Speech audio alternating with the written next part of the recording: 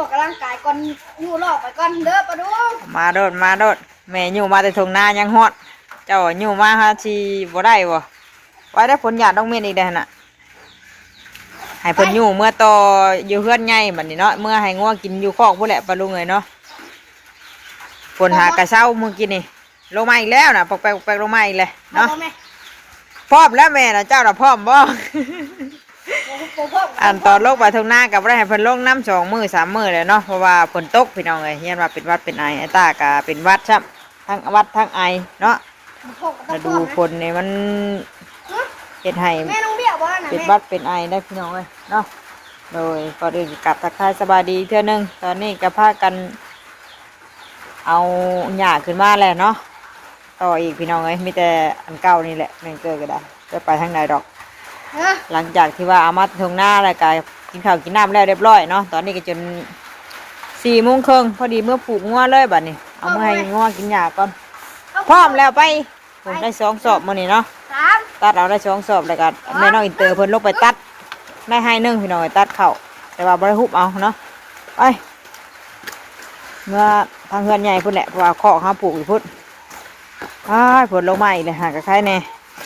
ไปบึกช่วยกันไปเด้อจุกเมื่อเด้อไปเมื่องัวผูกกันเลยไปมาไหมไปหิวมานี่แต่มอนำไอ้ตาจะไปแกล้งคนนะดูเด้อมาดินำเพื่อนป้าอยู่อันบัตเตอร์ใช่ฟังป้าถามก่อนสบายดีปะลุงก่อนสบายดีบัตเตอร์ตีใช้ตีลานนะบัตเตอร์คือรื้อแท้ตีลานตีใช้ลูกบัตเตอร์ตีใช้บอกก่อนบอกปะลุงก่อนนี่บัตเตอร์ก็ตีปากลานบอกใช่ป่ะดื้อเมื่อตีก่อนไปบายแม่บายเจ้า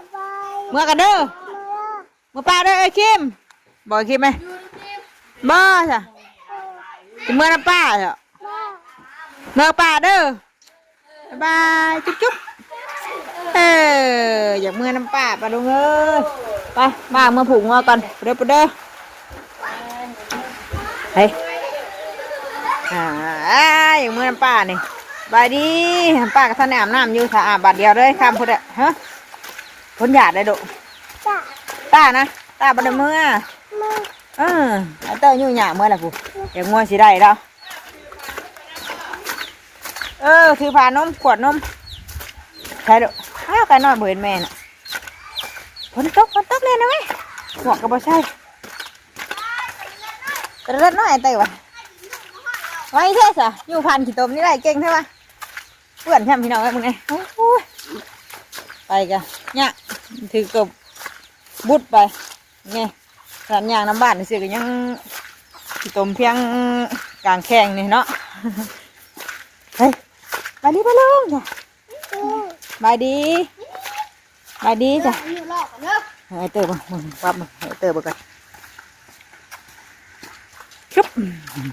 เก่งแท้ไอ้เตอร์อยู่2 ชอบช่อนกันเลยมึงแน่ขี้ตมเจียกขึ้นแข้งวะเนี่ยครับขี้ตมเพียงอันนั้นมันเมื่อถ่าเดี๋ยวจักหำงัวน่ะเอาไว้คนกระฟัดว่าตกเนาะมาตกก็ได้เบลเห็ดยังเด้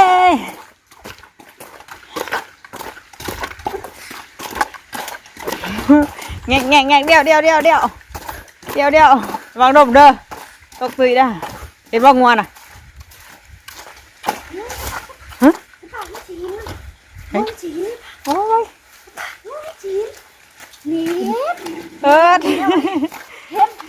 เห็นเลยเล่นใช้ได้หำไว้ห่ะ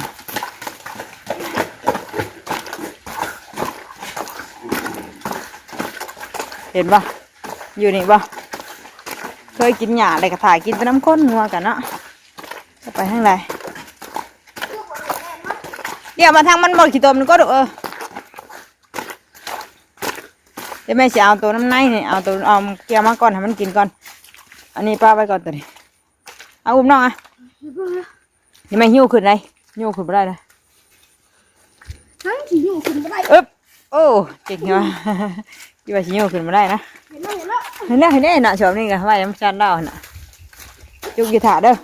ถ้าทองหยาให้งัวกันเด้อไว้ก่อนตัวนี้นั่งค่ะจึ๊กเบิ่งมันเคยกินมันมาถ่าเน่แม่ละมามหลังให้น้องอยู่นะแม่ละเดี๋ยวเจ้ามาจับอันนี้ให้แม่เดี๋ยวมาไข่ขับมาหัวเลยเข่าคอกเลยมันคำเลยพอดีให้มันกินหยาถ่ามันหยามีขิงงัวมันกับกินแน่เนาะไปเด้อพามันกินเลยจ้ะมายืนถ่าอยู่เป็นจอยบ่แล้วให้มันกินทำมันไงไรไหมครับนี่แม่จะไปขายหัวแม่ไล่ถ่าด้วยจอยมากินเลย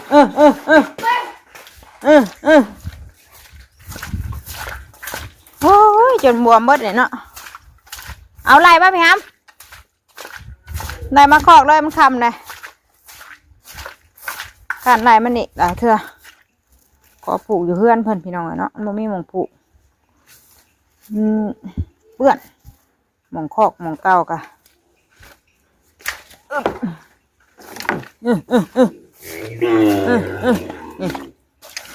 ชอบแต่บ้านนี่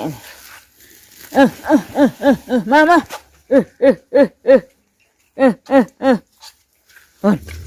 ปึ๊บทำมาพี่เอาได้ต่ำหลบนะอึ๊บอึ๊บอึ๊บเต้นมาเอา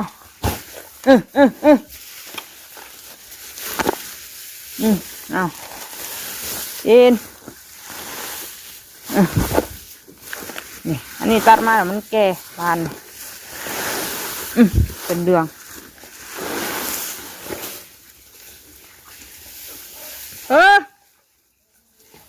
เยอะ2 โมง 3 โมงก็ผูกก็ได้ วันวานมันเมื่อยนะตัวผูกเดี๋ยวบ่เราอ่ะ4 โมงครึ่งเลยตัวเอ้ย4 โมงครึ่งแล้ว4 โมงครึ่งแล้วว่ะเฮ้ย2 โมงเจ้าบ่เห็นมืดแล้วว่า2 โมงกินเอาหญ้ามันกินได้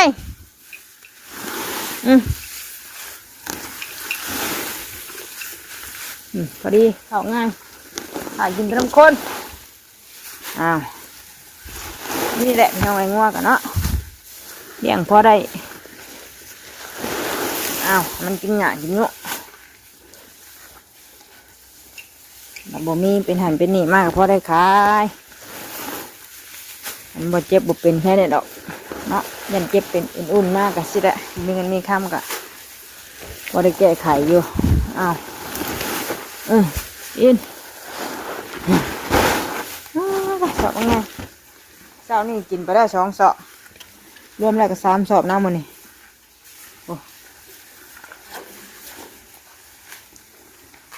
6-7 ตัวทั้งตัวน้อยที่ได้ไหมนั่นกินเดี๋ยวมันกัดออกมันแก่น่ะเนาะเกี่ยวมา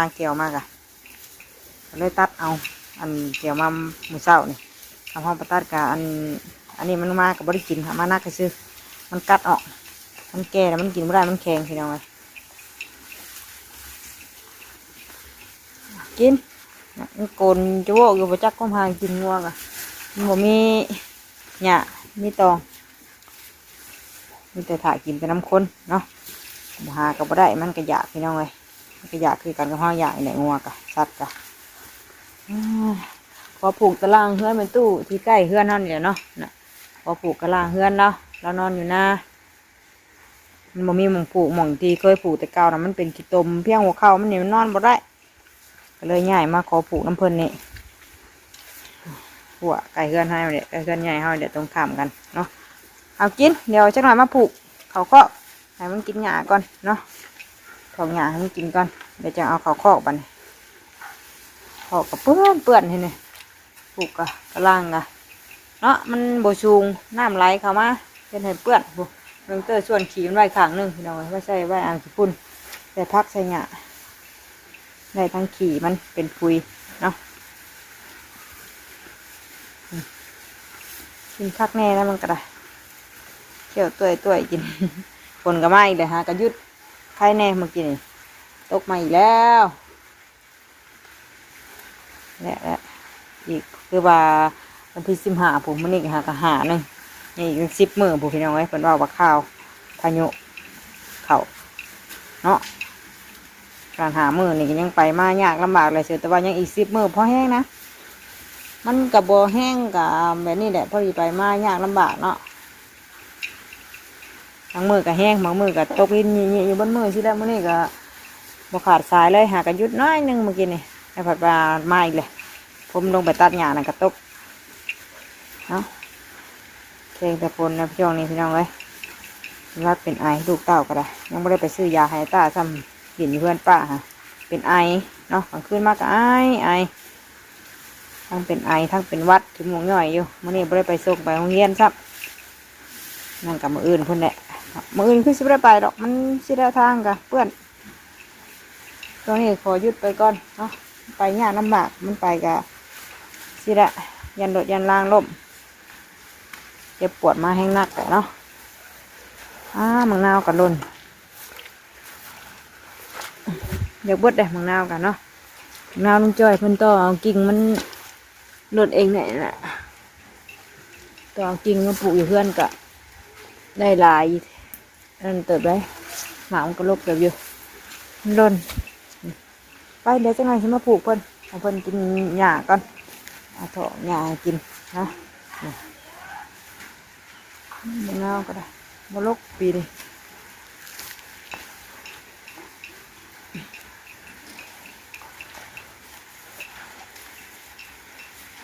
อันนี้ออกมาได้ไหมเนาะนี่ออกมาไว้อันนี้ไว้มันกินมื้ออื่นตัวน่ะทอนไว้เลยพี่น้องเลยเนาะหม่องที่เฮาเกี่ยวมื้อนี้ก็ไว้มันกินมื้ออื่นเกี่ยววานนี่ให้มันกินมื้อนี้นะอึ๊บโยมมาเอาไว้ห้องน้ำในตู้นี่ห้องน้ำเราบริใส่เพื่อนเราห่างขอไว้มันเนาะอึ๊บนี่เพื่อนกับมีถึงบ้านแล้วยอดได้ปะเพื่อนเอามาเทือนยางมื้อนั้นเล่นห้องน้ำเรานี่แหละเราบริใส่กับขอไว้เพื่อนเขาหนีแล้วใบหยานี่แหละใบงัวเขาอ่ะมาแม่จะเอาไว้โอ้คักเนาะ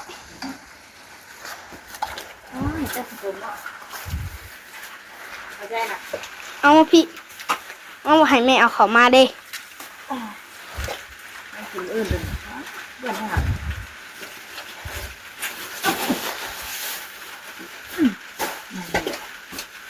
ขอไว้กินก่อนเด้อตู้เด้อไม่หวังว่าอยากจะมาด้วยแหละ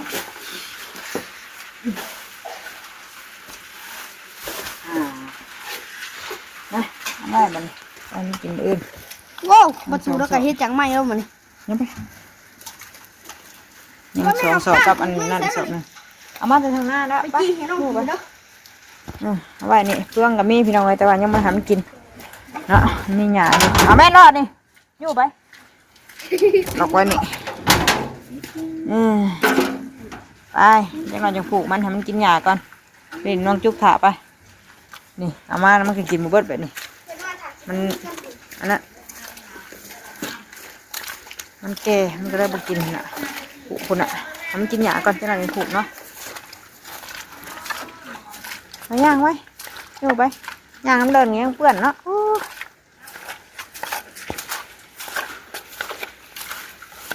เปื่อนไหมครับเจ๊ย่างมันโอ้ยตัวมีอีกเลยป้ากับตัวมีกินดิป้าเอาไว้เนี่ยเดินจะอยู่ลงไปจังหน่อยก่อนจังผูกมั้งน้ำล้นได้น่ะป้าเก็บเอาน้ำกินเช้านี้ก็ได้เก็บมันนี่ก็ได้เก็บน้ำต้มไข่แล้วเก็บไว้เนี่ยใส่ตู้ไว้กินเนี่ยกินเนี่ยกินน้ำเนี่ยจะเอาปัตเตอร์ตีได้ฮะทำไมกินนะปัตเตอร์ตีใช้ป้ากะตีด้านดื้อแทบป่าเลยตีด้านตีชิบะตีชิบะวินนะฉาวินตีใช้เนื้อเลยเนื้อตีใช้มีถูกรังแกเพิ่นนะมีถูกรังแกตลอดนะเพิ่นนะ จุกเนื้อตีใช้เนื้อนะเนื้อตีใช้เนื้อเฮ็ดได้ไหน เอามือมา บ่เนื้อเฮ็ดได้บอกก่อนบอกป้าก่อนเนื้อเฮ็ดได้ เบิก ย่านใช้แมงนั่นได้หายเตอร์บุญฮะ ใช้แมงอะไรใช้ใช้ แมงยัง ใช้แมงยังโอ้แม่งยังอ่ะ เนื้อเฮ็ดได้เนื้อนะบอกป้าก่อน ใช้แมงอันที่เจ้าอ่ะ เนื้อเฮ็ดได้ เอามา ตั้งนี่หัวเจ็บอยู่บ่ป้าให้ง่วงกินหญ้าก่อนจังหน่อยไปผูกในบ่แล้วเอาข้าวบอนเลยเอาผูกอยู่ได้ผูกอยู่ในกระดางผมค่อยใช้กินกระดางเนาะมันก็เหยียบถือขี่แล้ว มาเอามือมา แซ่บกินมีได้กินนี่ก็ได้ขึ้นมาแล้วไม่ได้กินเลยต้มมีพี่น้องเลยเนาะพวกมีกินในมือก็ไม่ได้เป็นแต่เอามันจะบาดแต่นั่นบัดเต็มอยู่ใส่ถุงมือบัดจับบทนัดบัดจับไปซี่ผัดว่าบาดมือยังสอบหนึ่งผลน้ำซานเล่านะผมยังเหลือ3 สอบมันเลยเดี๋ยวอีกมืออื่นก็คือสิแล้วเพราะว่ามื้อนี้กับบ่แล้วซ้ำปลาดุงเลยเนาะแม่น้องจุกเพิ่นเอาจักลงไปก็ตัดแต่หายหน่อยนั่นตัดกับมันข่าวแก่ได้ก็อยากลองมึงอันนั้นนี่แหล้วเสียดายมันจะมันสิเป็นนี่ได้ข่าวมันจนกลมเบิดเลยจะมันสินี่เด้อบ่ว่าตัดอันตะกี้ยังว่าใครเนี่ยลำบากเฮ็ดนานี่เมื่อยพี่น้องเอ้ยเป็นชาวไร่ชาวนานี่ค่ะเมื่อยก็คือว่านั่นเนาะเมื่อยแต่ปูเฮ็ดง่ายเฮ็ดสบายเฮ็ดยากก็ยากแม่น้องจุ๊บบ่ได้เฮ็ดยากแค่ตัวเองเฮ็ดยากแค่ตัวเองบ่ได้งัวก็ให้ขายเพิ่นน่ะขายก็แม่นอยู่เนาะขายเบิดก็บ่ได้ซื้อวันนี้เป็นหันเป็นหนีมากกันยังว่าพอได้ขายก็ขายอยู่ นี่เห็นแล้วหมด นี่เป็นหันเป็นหนีมากไปยืมน้ำหมูกับยังให้ได้เงินคำก็ได้อันนี้หมูเห็นงัวเห็นยังยังว่าเรามีงัวอยู่ให้เรายืมรถเฮ้ยบ่ได้เราบ่มีดอกบ่อยากให้เรายืมอยู่ได้เราบ่มียังให้เดี๋ยวเห็นงัวตารางกับพ่อให้อยู่ได้เราจุเอ้ยหมดจุไปเมื่อป้าไปไปบ่เมื่อไปเตะบ่ไปบ่มานำกันจากเมื่อนำอีกเลยป้าถ้าผูกงัวก่อนจะหน่อยกันจากเมื่อผูกงัวก่อนหาก็ได้แต่จังโมงนี่นะ4 โมงครึ่งมากิน4 โมง52เลยก็สิ5 โมงเลยพอดีแล้วพอดีผูกเลยให้มันกินหญ้าบนศพนั่นก่อนกระดุงเลยเนาะน้องเตยก็ไม่ได้ไปทางไหนเราอยู่แต่เมื่อน้ำซานนี่แหละอย่างงัวช่วงนี้ก็ได้ผมมีฮอดอันให้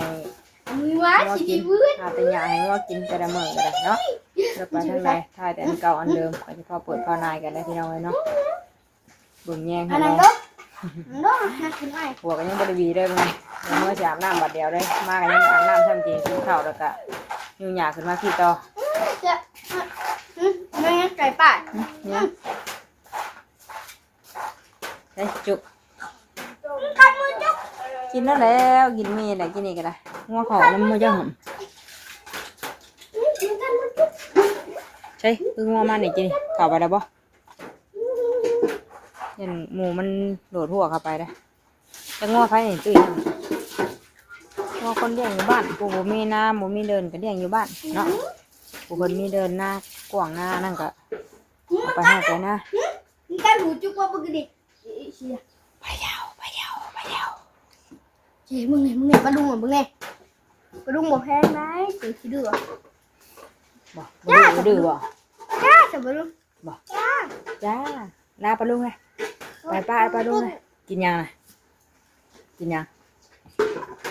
ไปป้าปลาดุงกันเด้อพอกันในคลิปหน้าคลิปนี้ลาแล้วสบายดีปลาดุงจ้ะป้าช่วยไหมไปกระปูนี่มือโอ้แม่เอ้ยกระปูหน่อยนี่มือกระปูนี่มือเอาไว้เอาไว้ไปลาแล้วจ้ะพี่น้องเนาะเดี๋ยวจะหน่อยจะไปผูกงัวตอนนี้ก็ยังให้มันกินหญ้าก่อนมันกินหญ้าบนศพนั่นก่อนหันไฟติ้งมาแหละจุดพอตัวไปจักพอที่ไม้เดี๋ยวไปจักก็ไปเหนือบ้านชื่อนี่บ้านนี่บ่บ้านนี่บ่คนไปเหนือบ่ชื่อนี่บ่ชื่อนี่เนาะขึ้นเหนืออีกแล้วพี่น้องเลยไปสันดานแล้วสบายดีเด้อบ่สุขทุกคนสวัสดีคลิปหน้าพี่น้องเลยมุด